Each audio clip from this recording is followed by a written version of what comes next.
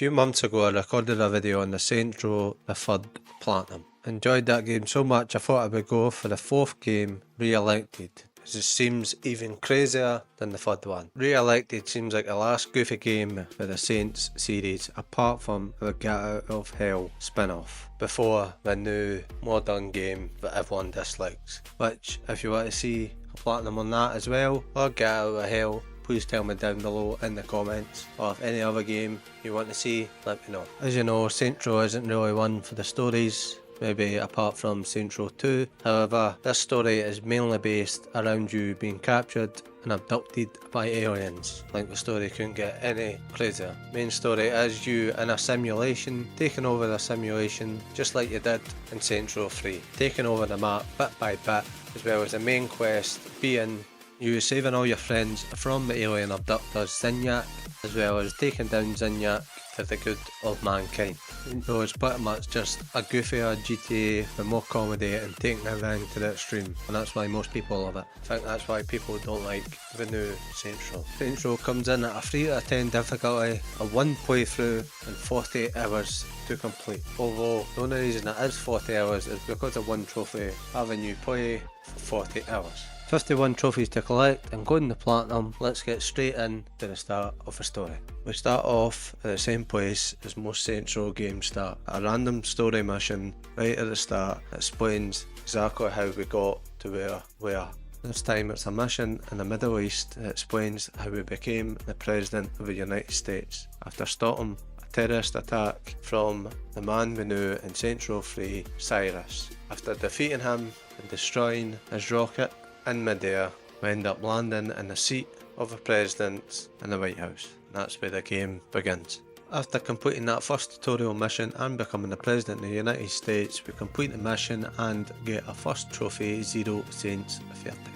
Shortly after that we get to create a character, and after creating a character and saving a character we get a trophy for that as well.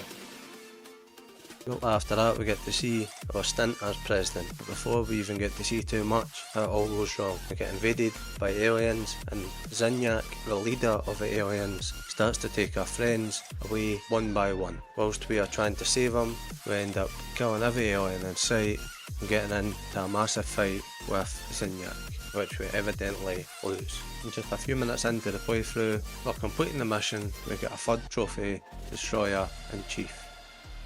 After getting captured by Zinyak, we get put into this 1950 world. With the help of Kinsey and seeing people at our meeting shaking about, we find out it's a simulation. To take down the simulation, we need to cause as much mayhem as possible, and Zinyak is impressed but has a different plan ahead for us. He creates a simulation of Steelport, the map we were in the third Saints Row, and this will be our home for the remainder of the game. After all that's complete, we finish the mission, get a trophy, there's no pancake. After customising a man, we find out the simulation is more than we thought, and we've actually got superpowers that we can unlock, starting off with super jump and super sprint. After a short tutorial, we get a trophy unlocking our first powers. Unlocking our first powers, we get an opportunity for another trophy for being in the air for 10 full minutes. Doing so gets us the Don't Look Down trophy. After that we collect 100 clusters which are used to upgrade our powers. After doing so we get another trophy, whole piece of candy. Shortly after that we unlock our first unlockable upgrade, which we use with a hard end crash. For doing so we get the trophy First of Many.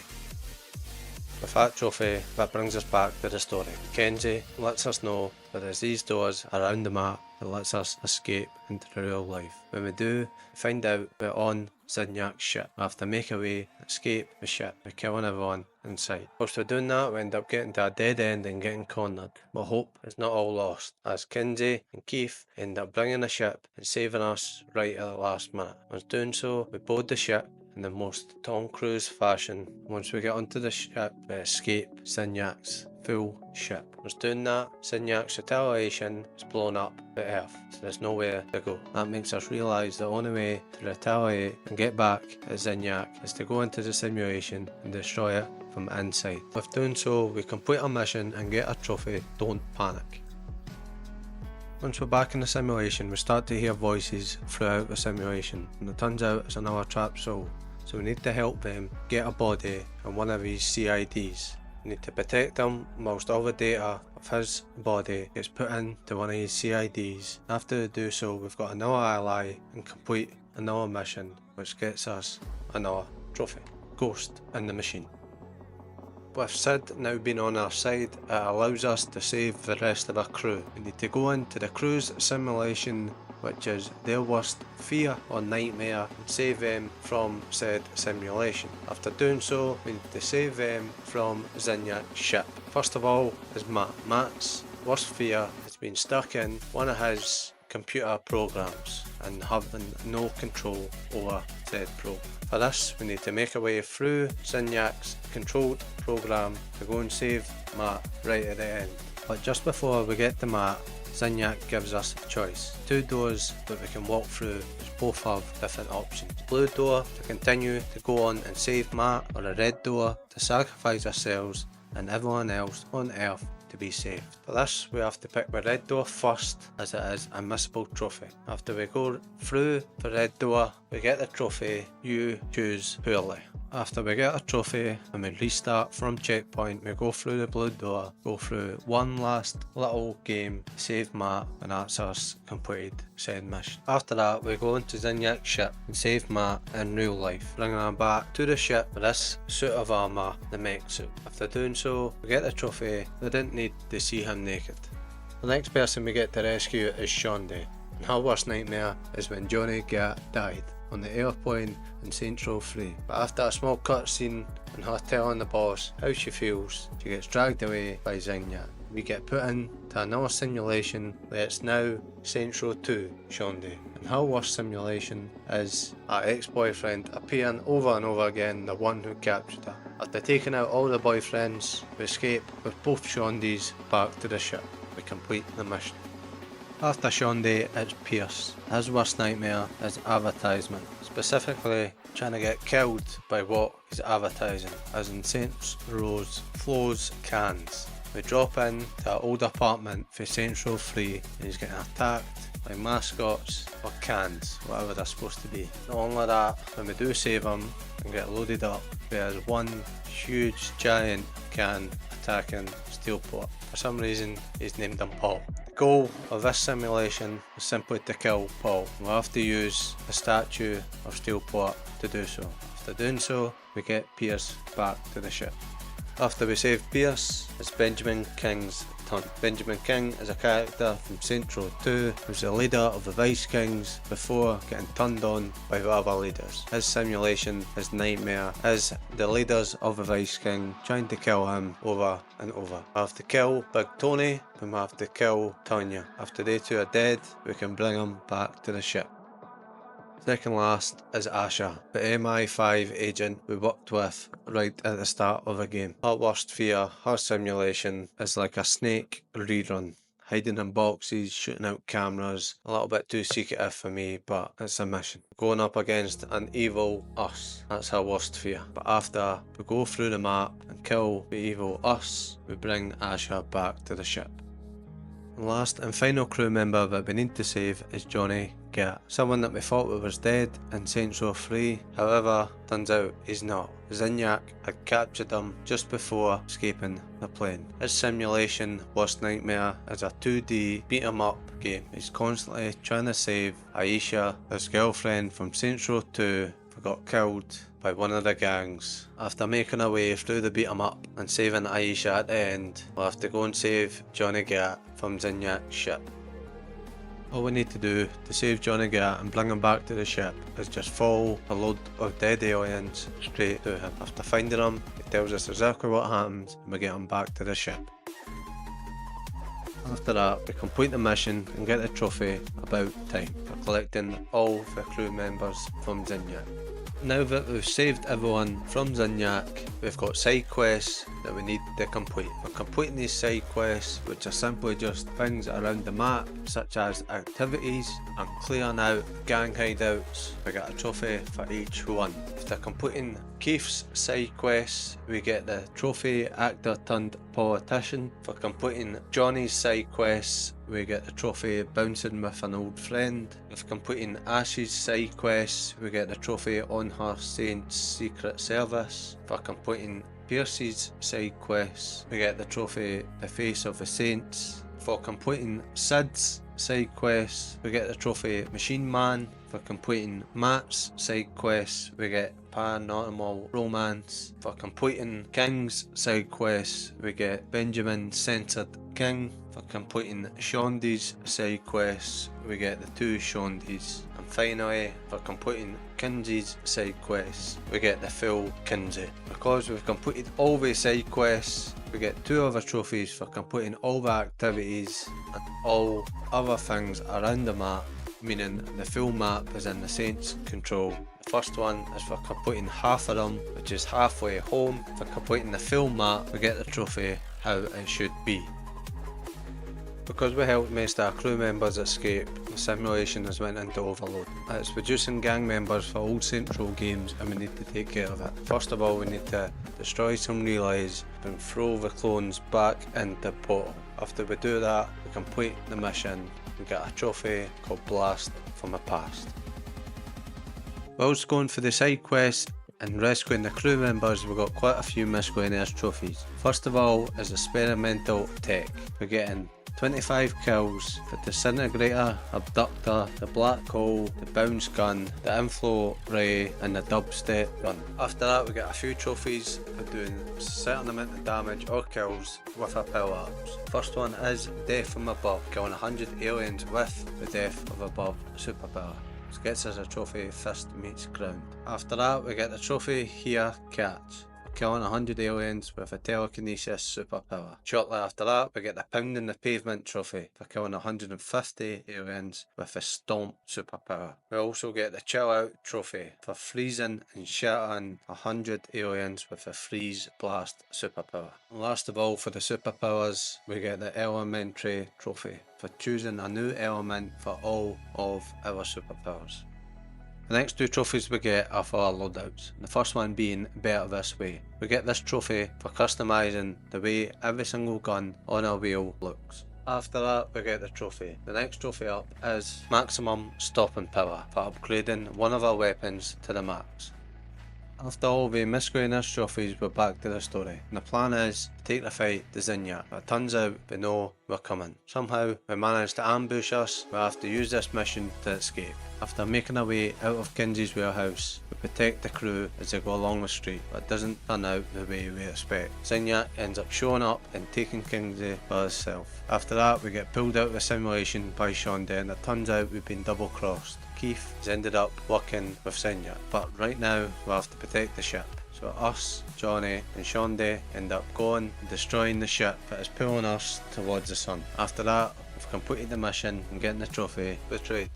Straight after that we go and see Keith in the simulation to see if he knows where Zinyak is holding Kingsley to throw some sense into him. Thankfully, after he sees us getting beat up, he comes to his senses and double crosses Zinyak. But after that, retaliation for Zinyak is throwing Keith into his own personal hell, which is somehow Roddy Piper chasing him. After we pull Keith out of his simulation, find out that Kingsley is in the world that we were in as well, the 1950s one. Kingsley is unable to get out of this world unless we kill Cyrus, the man that we killed right at the start. He controls this 1950s world. After we kill him, we get Kingsley back and we get the trophy Poodle Scut.